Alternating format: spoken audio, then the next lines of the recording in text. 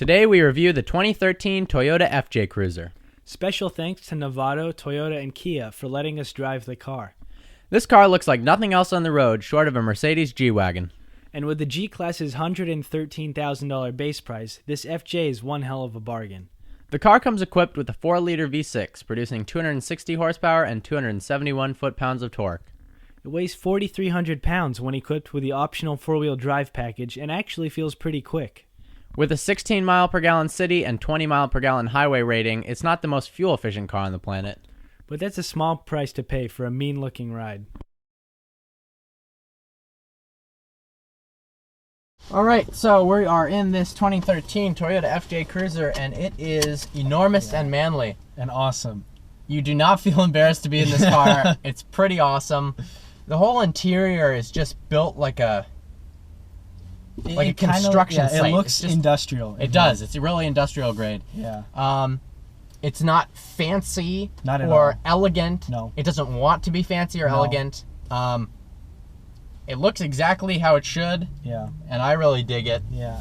The legroom in the back isn't great. And the blind spots are terrible. But the blind spots are terrible. This is the only two real downfalls to this interior. So headroom's great. Room in the back for cargo is excellent. Got side visors. Side visors. And front. It's got a USB and aux input for easy connection with your iPhone. That's awesome. It has huge speakers. I want to say 8-inch, 10-inch speakers. 10-inch easily. That we'll test out. So I would say this is Toyota's response to Land Rover and... Maybe. I'd just say it's Toyota's response to badass. Yeah? Yeah. I wouldn't say response so much as it's their effort. And it's cheaper and it's a little more raw and badass. Yeah. 4-liter V6 in this thing. Kind of a big engine. Cool. One thing to note is the turning radius getting into this parking lot was incredible for a car that maybe it looks bigger than it is. I think the wheelbase is not that large, but it's so tall and square that it appears to be a very large machine. And you certainly do not feel unsafe at all. No. If you were to get into an accident, pretty sure you would win. Yeah, you would win. Unless you're unless you had another FJ hitting Cruiser. a Hummer or another FJ Cruiser, you're probably all set. Small bus, garbage truck. The only real dangers in an FJ Cruiser. This color's pretty badass. Yeah. It's orange. I think it was described as magma. Yes, it was. And even the dash part of this is magma orange as well. Pretty awesome. Yeah. All right. The steering feels pretty good. It's a lot tighter than any Toyota I've driven. A lot of the steering wheels are really loose on their trucks, SUVs, and sedans. And this has a more sporty feel to it. You have to turn the steering wheel less in order to get more turning out of it. And the feedback's a little better than typical Toyota, which is great. And I'd say in general, this is a very unique driving position and even passenger position for a modern car. I can't really think of anything else that offers a kind of bolt upright windshield and really squared off interior. It makes for a very spacious place. Brakes feel good. The visibility in the mirrors is great. The rear view mirror, it's small, especially with that spare tire. The window is very small with the spare tire and just small in general. So your rear viewing area is pretty small and not great. If you turn your head to look over your shoulder when you change lanes, I don't know what you're supposed to see other than the massive interior of this car. You can kind of see it's got an interesting smaller window in the back. It's actually got 3 side windows, which is very unique. Very different. But the visibility, I'm going to say it again, is not great outside. Let's give it some gas and test out the acceleration. Slow down a little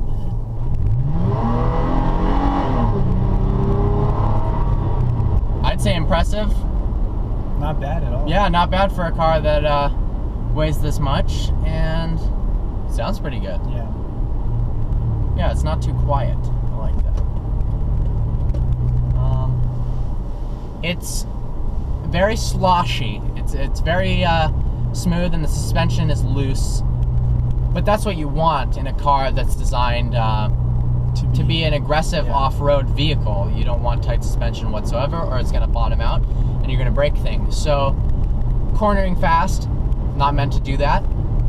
Not going to excel at it, but cruising down the highway, incredibly comfortable.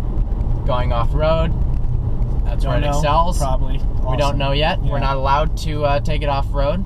Nor is there any off-road within 100 miles of here. There's not. You know, a lot of kids our age have these cars as first cars because they look so cool. And I don't know any of them who really take them off-road. Yeah. But maybe 2 or 3 of our friends who have trucks go off-roading. Yeah. So it's not so much used to suit its intended purpose. I'm not actually sure if Toyota really intended it to. Don't know. Yeah. Don't know. All we know is it's cool. And a lot of people take it up to the ski slopes. Yeah. So it's a very four-wheel drive, purpose-built car. Practical. Very safe too. If safety is your priority, which it should be, but like any car, you hope that its drawbacks are outweighed by the positives. And in this car, absolutely, it is. Yeah, it's awesome. All right, shall we test out the sound system? Yeah, let's plug in your iPod. It's got these big speakers, so we are hoping and expecting to have some good, or at least loud sound. Yeah, doesn't have to be good, but it has to be loud. Got a pretty cool interface here for the music and the. It's radio.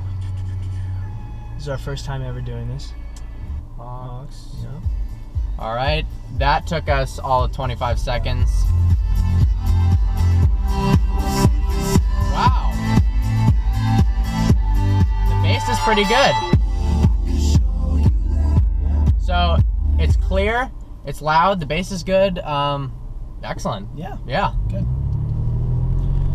All right, well, as always, please browse our channel and subscribe. And if you have any more questions about your first car purchase or cars in general, visit www.vehicle-virgins.com. Special thanks again to Novato Toyota and Kia. Helped us out a lot. If you like this car, it's there now. Thanks.